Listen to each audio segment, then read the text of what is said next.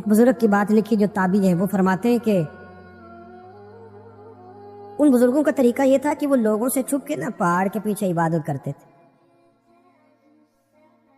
اور position in کی یہ تھی کہ کسی سے ملتے نہیں تھے، بالخصوص فجر کی نماز سے لے کر عصر کی نماز تک بکریاں رکھی ہوئی تھیں، ان کو چراتے رہتے تھے فرات کے کنارے اور نفل پڑھتے رہتے تھے۔ اس وقت کو ملنے بھی نہیں آتا تھا۔ ایک شخص بڑی دور سے ان کی شہرت سن کے آیا، میں نے تو ملنا ہے۔ لوگوں نے کہا وہ اس وقت نہیں ملتے، ناراض ہوتے ہیں۔ اس نے کہا اللہ کا بندہ ہے نا، ناراض ہو بھی جائے گا تو لمبا ناراض رہے گا نہیں، اللہ والے جلدی راضی ہو جاتے۔ پہنچ گئے۔ اب وہ بابا جی نماز پڑھ رہے تھے تو کہتے میں نے عجیب منظر دیکھا کہ بابا جی فرات کے کنارے نماز پڑھ رہے ہیں اور ایک بھیڑیا ان کی بکریوں کی حفاظت کر رہا ہے۔ کہتے میں حیران رہ گیا کہ بھیڑیا تو بکریاں کھایا کرتا ہے اور یہاں چرا رہا ہے۔ کہتے میں جب گیا تو بابا جی نوافل میں مشغول تھے، مجھے دیکھ کے کہنے لگا اس وقت کیوں آئے؟ میں نے کہا حضور اگر آئے گیا ہوں تو پھر مہربانی کرے قبول فرما لے۔ میں بیٹھ گیا تو میں نے کہا حضور یہ بھیڑیا بکریاں چرا رہا ہے، بھیڑیا اور بکریے کی صلح کب سے ہو گئی؟ تو فرماتے ہیں لمبی تقریر نہیں، ہلکا سا جملہ۔ فرمانے لگے جب سے بکریوں کے مالک نے رب سے صلح کر لی ہے نا، تب سے بھیڑیوں نے بھی بکریوں سے صلح کر لی ہے۔ بکریوں کے مالک نے رب سے صلح کر لی، گناہ چھوڑ دیے، اس کی فرما برداری میں اب پھر اسے بکریاں چلانے کی ضرورت نہیں رہی۔ بکریاں نا اب بھیڑیا چراتا ہے۔ کہتے ہیں میرے اوپر کپ کپی طاری ہو گئی بزرگوں کی بات سن کے، اور مجھے پیاس لگی اور خواہش آئی کہ پتہ نہیں اب بابا جی کچھ کھلائیں پلائیں گے بھی کہ نہیں، بابا جی کچھ کھلائیں گے بھی کہ نہیں۔ کہتے میرے دل میں خیال تھا تو بزرگوں نے نا ایک لکڑی کا پیالہ، ان کے پاس وہ غار میں بیٹھے تھے تو ایک چھوٹا سا پتھر تھا، اس کی ڈھلان بنی ہوئی، بابا جی نے اس کے نیچے لکڑی کا پیالہ رکھا، وہ رکھا ہی تھا تو وہ دودھ سے بھر گیا۔ کہتے انہوں نے مجھے دیا تو ٹھنڈا اور میٹھا دودھ، میری طبیعت خوش ہو گئی۔ بابا جی نے دوبارہ وہی پیالہ اسی جگہ رکھا تو شہد سے بھر گیا۔ 1000 سال پہلے داتا صاحب لکھ رہے ہیں، کہتے مجھے دیا۔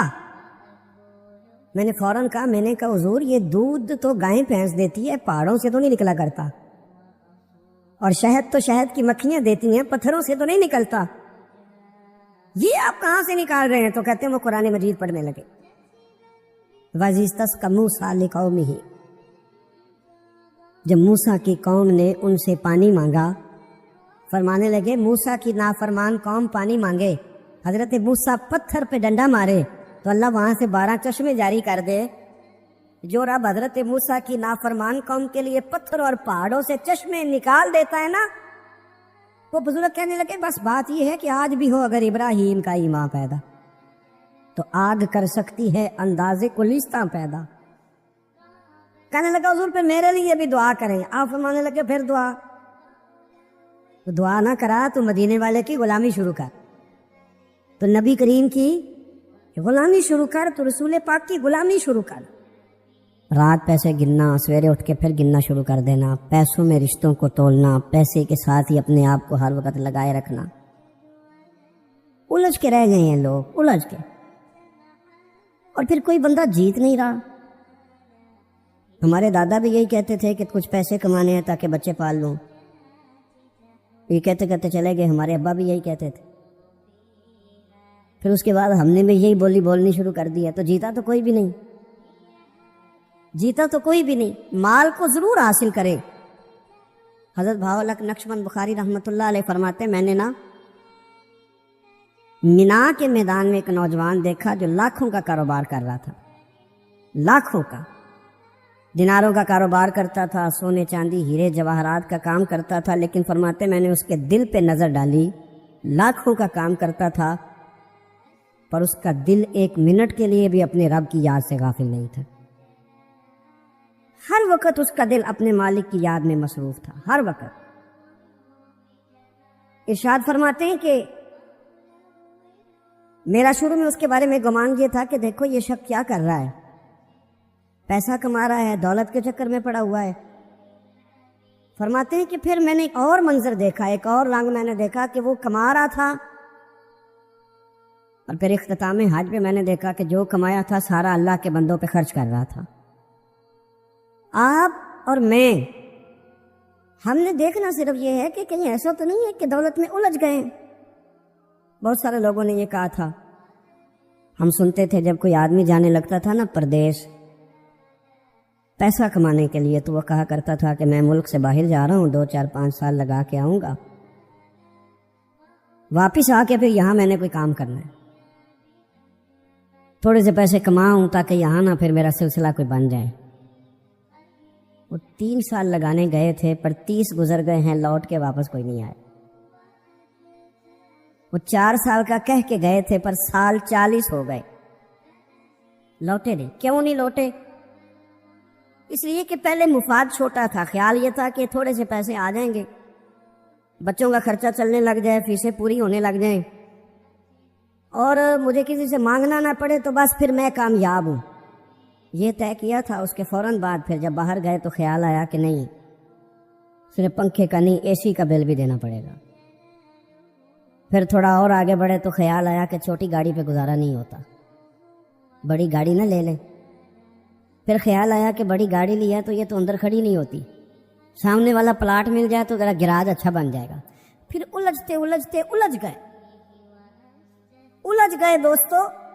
پھر نہ مالک حقیقی کی جانب وہ نظر جو ہماری ہونی چاہیے تھی نہ رہی. ذوق سے نماز پڑھتے تھے، پھر ہماری نمازیں مختصر ہو گئی.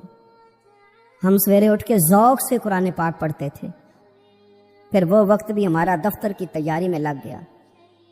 رات درود شریف پڑھتے تھے، لیکن وہ بھی سارا ہمارا حساب کتاب میں وقت گزر گیا.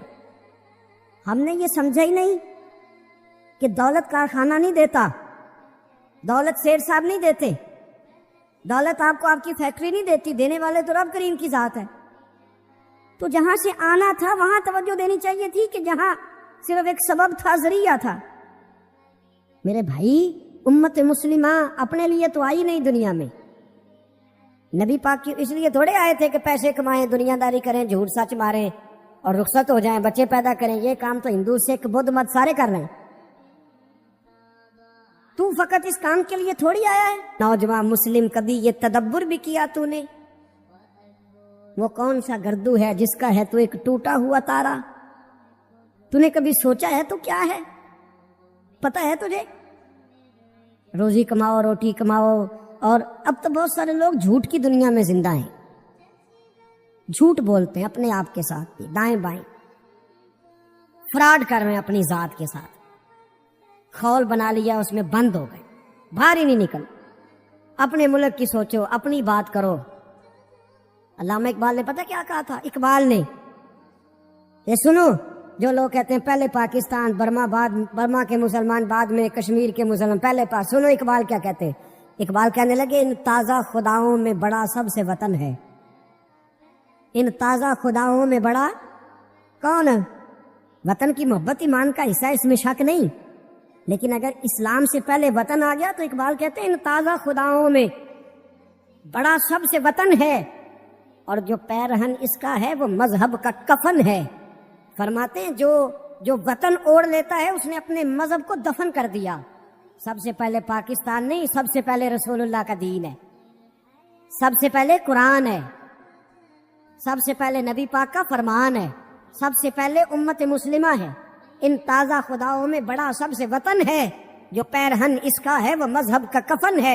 اور اقبال کہنے لگے، قوم مذہب سے ہے، مذہب جو نہیں تم بھی نہیں. قوم مذہب سے ہے، مذہب جو نہیں. کوئی نہیں سمجھ آ رہی ہے آپ کو میری بات؟ قوم کس سے ہے؟ پاکستانی ہونے سے، پنجابی ہونے سے، سندھی بلوچی پٹھان ہونے سے نا. قوم مذہب سے ہے، اور مذہب جو نہیں تم بھی نہیں. یہ کیسے ہو سکتا ہے کہ مذہب نہ ہو اور بندہ زندہ رہے؟ یہ کیسے ہو سکتا ہے بھائی؟ اصل میں جاگ ہی نہیں رہا، میں جاگتا ہی نہیں. میں جیب کی سوچتا ہوں، مسجد کی سوچتا ہوں، خانقاہ کی سوچتا ہوں، مدرسے کی سوچتا ہوں، دکان کی. سارا دن تو اس چکر میں لگا رہتا ہوں لوگوں کو ثابت کرنے میں کہ میں صحیح ہوں باقی غلط ہے.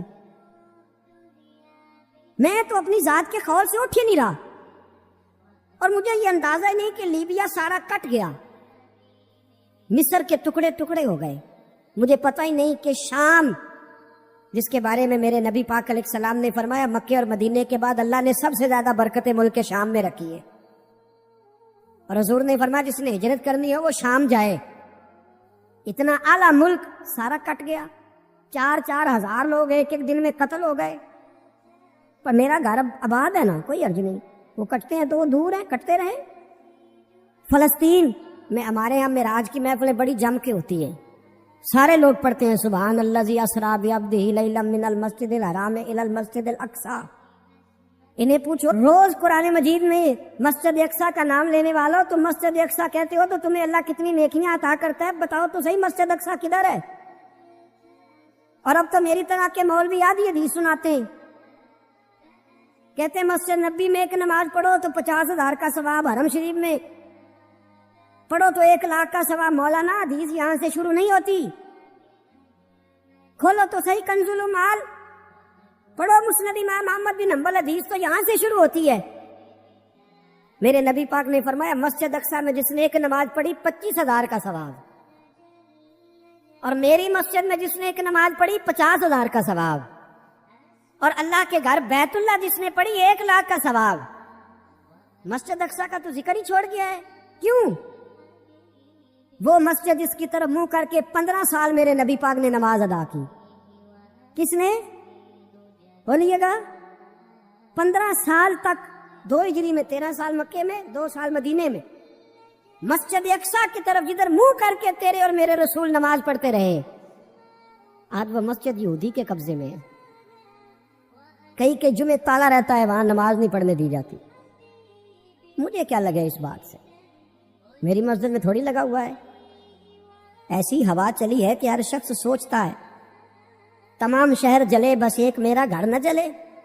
بھائی یہ وہ دور ہے جس دور میں ذرا سی بھی کسی شخص کو تکلیف ہوتی ہے تو عالمی میڈیا پہ بات جاتی ہے، موبائل جیبوں میں فوراً تصویریں کیش ہوتی ہیں.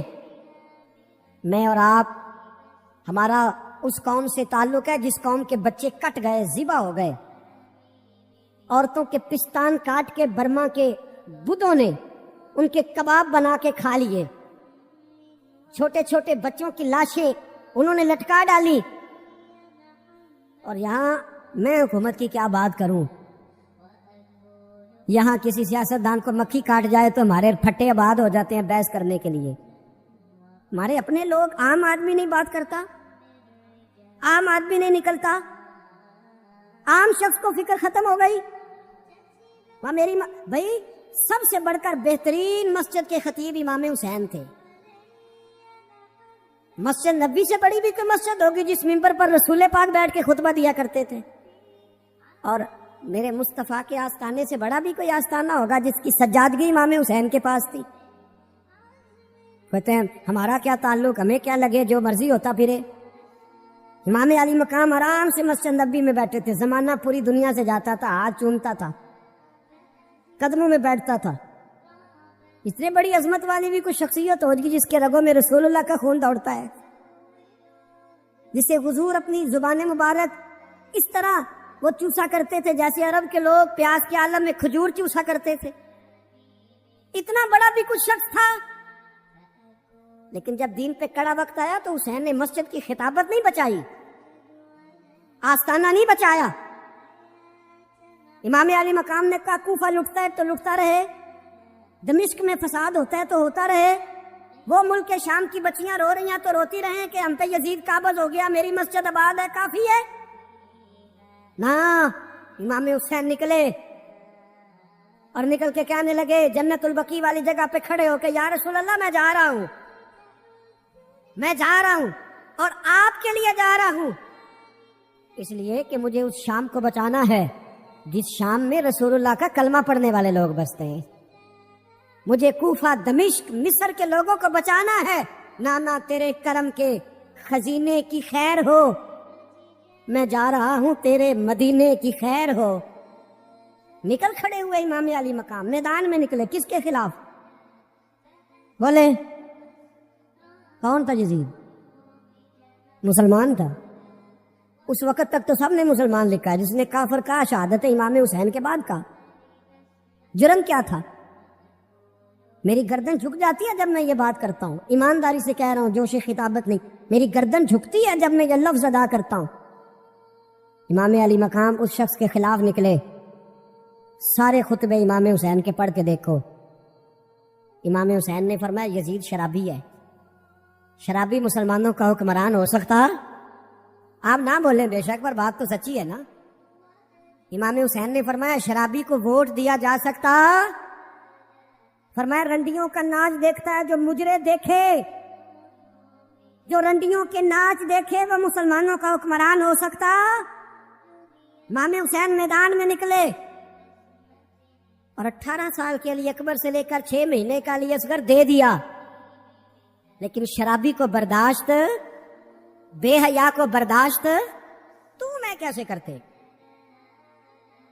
دوستی قاتل سے بھی، مقتول سے یارانہ بھی، اپنی جیب سے فلک سے چھپوا کے ظالموں جابروں بدماشوں کو ووٹ دیتے ہو۔ امام حسین کو تیری دیگ کی ضرورت ہے جو تو 10 محرم پہ پکاتا ہے، چاولوں کی ضرورت ہے جو تو نے 9 محرم کو پکائے،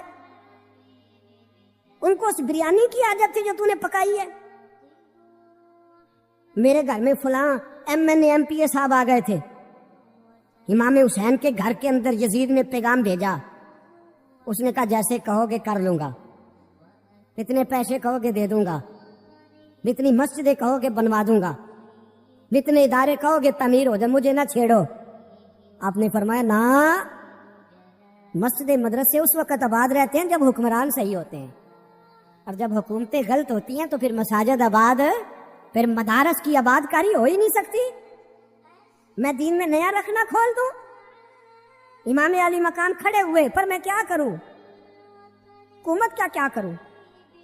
حکومت سے کیا کہوں؟ اگر میری ملت کے اپنے جوان کے موبائل میں رنڈیوں کا ناچ ہو تو 10 محرم کو تو امام حسین کربلا میں تڑپ جاتے ہوں گے۔ اگر 9-10 محرم کو جو نکلا امام علی مقام کی بات کرنے کے لیے، وہ نوجوان اگر سگریٹ کا، شراب کا، بدماشی کا عادی ہو تو حضرت علی اصغر کہیں گے نا میری قربانی کا کیا بنا؟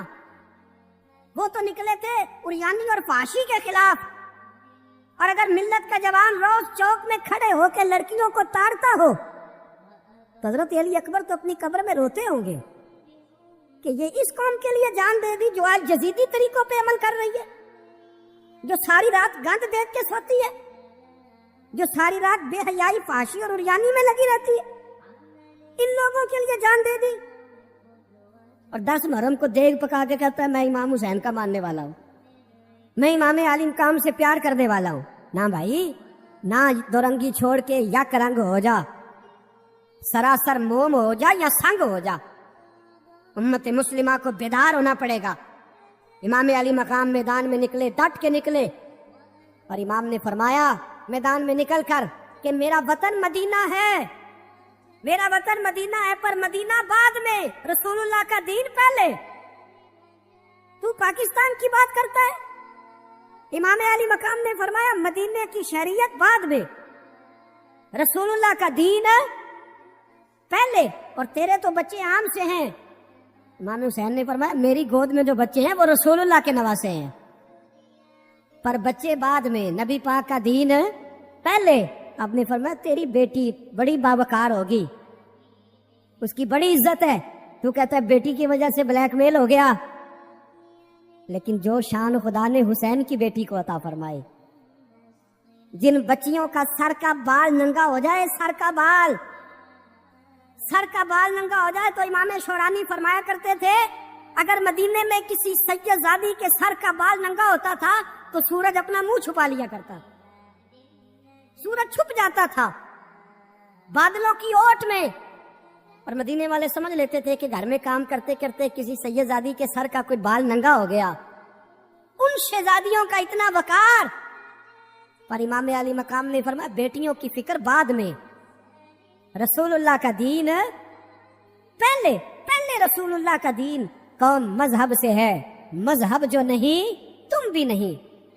یاد رکھ میرے بھائی، امام علی مقام رضی اللہ تعالیٰ عنہ نے میدان میں نکل کر پہلے مذہب کی بات کی، اور آج دین نبی دا بانگ یتیمہ روے تے کرلاوے تے آکھے میں کتھوں لبا عمر بہادر، میں کتھوں لبا عمر بہادر جڑا مینوں سینے لاوے۔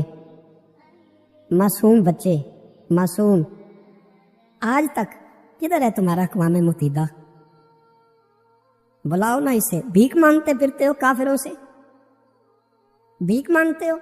بچہ شام کو گھر نہ آئے تو ماں دروازے پہ نظر لگا کہتی بیٹے ٹائم پہ آ جایا کر، مجھے نیند نہیں آتی، وقت پہ۔